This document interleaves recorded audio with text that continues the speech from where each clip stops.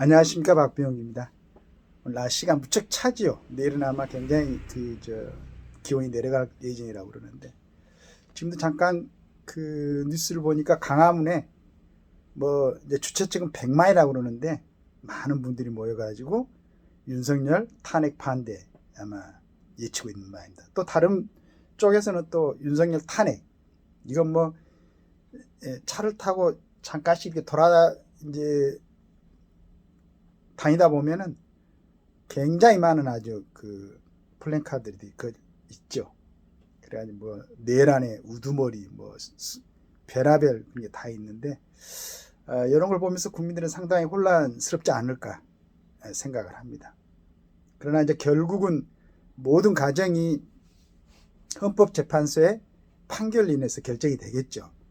그 전에 보니까 공수처에서도 빨리 수사 받으러 오라 뭘 보내고 하는 모양이던데, 이제 그런 점이 진행되는 걸 보고 정말로 정확하게 한번 나름대로 한번 정리를 해보고 싶었었는데 가능할지는 모르겠습니다만은, 먼저 윤석열 대통령이 12일 탄핵 되기 전이죠.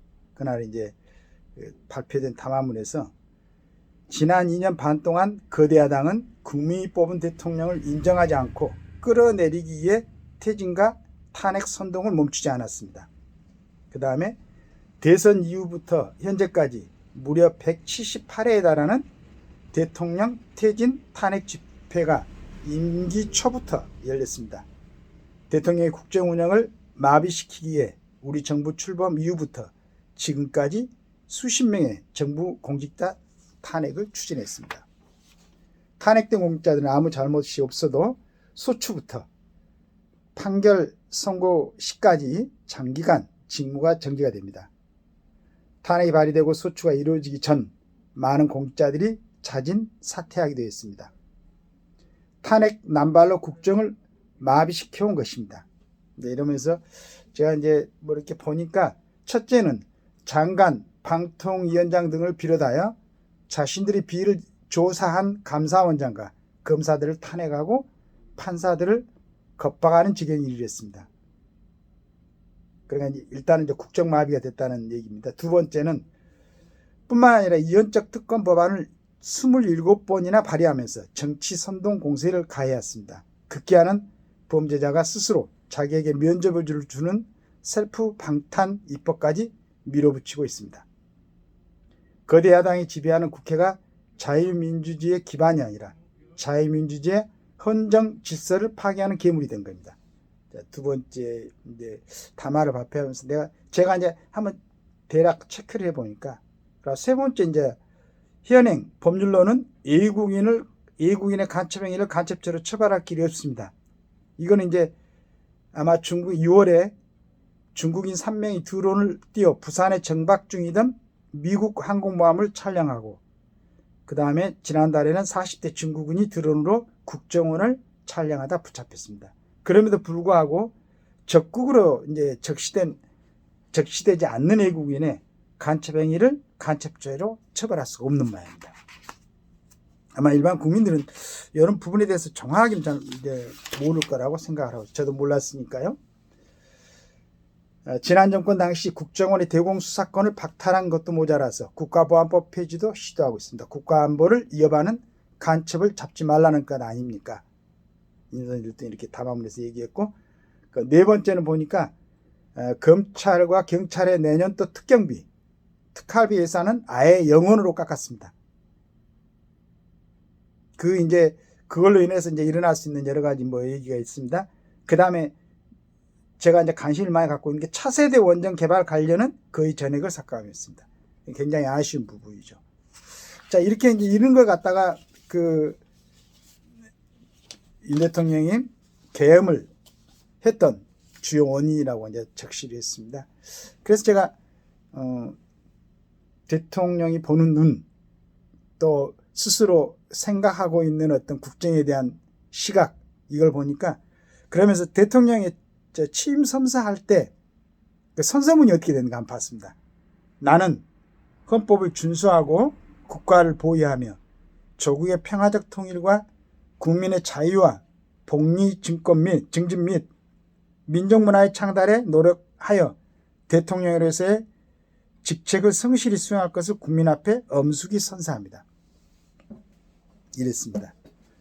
자, 방금 읽어드린 이런 사항을 이제 윤석열 대통령이 꾸준하게 보고 있었고, 그 다음에 본인이 대통령으로 취임하면서 헌법을 준수하고 국가를 보위하며 조국의 평화적 통일과 국민의 자유와 복리 증진 및 이런 내용이 들어있는 취임선서였습니다.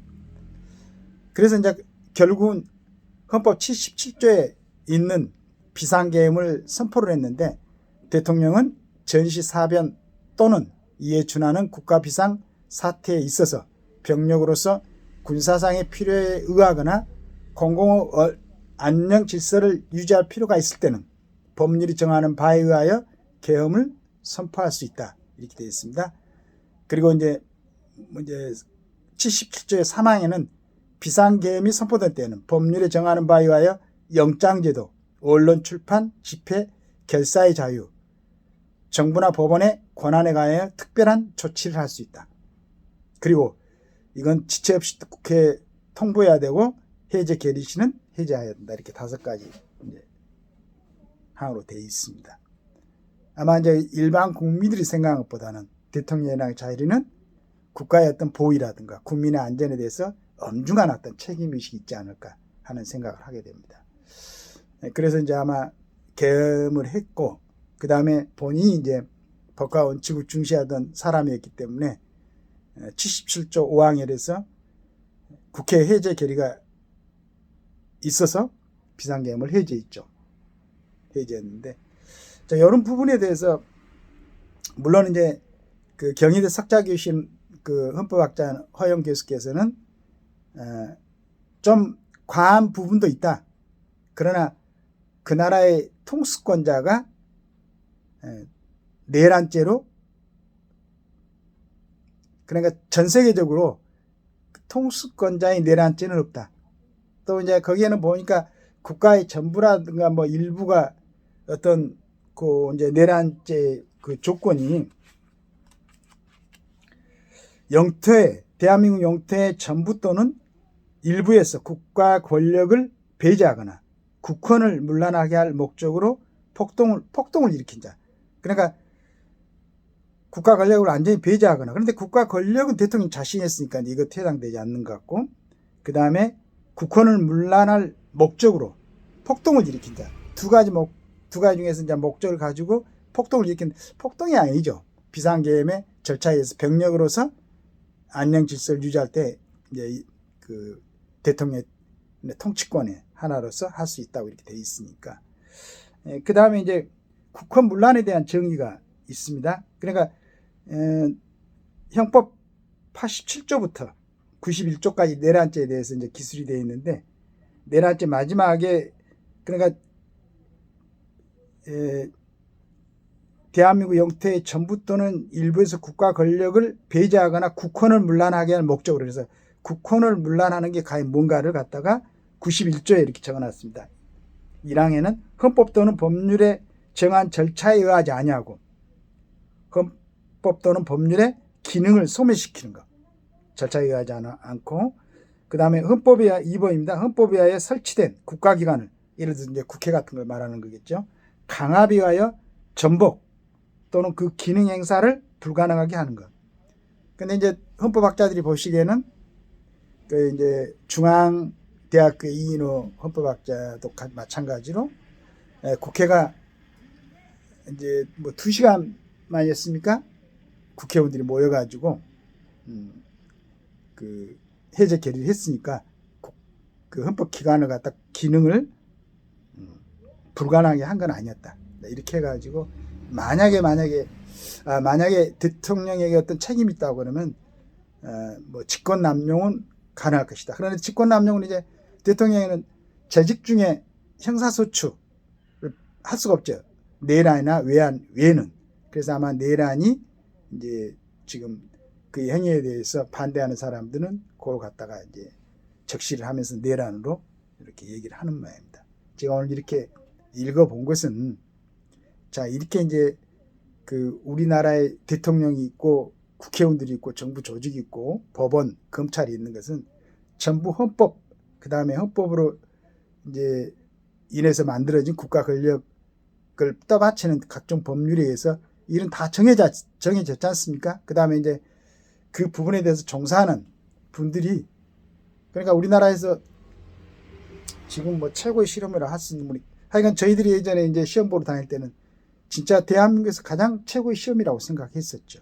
그 시험을 통과하고 뭐 저처럼 이제 능력이 안 돼서 통과하지 못했던 사람도 있지만은 그 우수한 사람들이 모여 있는 곳이 검찰 조직이고 법원 조직이고, 그 중에서도 법원에서도 가장 우수한 사람들이 이제 차츰 올라가가지고 위로 책임지고 올라가가지고 결국은 대법원이나 헌법재판소에 계신 분들입니다.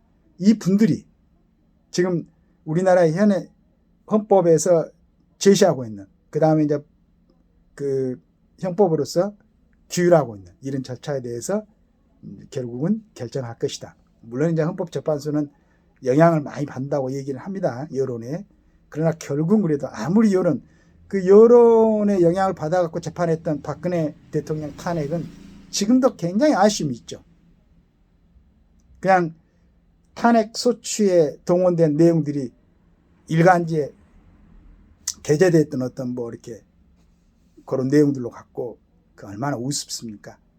그러나 이제 그때 그 전례가 있었으니까 결국은 이제 뭐 그때 탄핵되고 관련됐던 뭐 양승태 대법원장 같은 사람들은 뭐 47개인가 49개가 전부가 무죄로 이렇게 판결이 나오고 그랬었죠.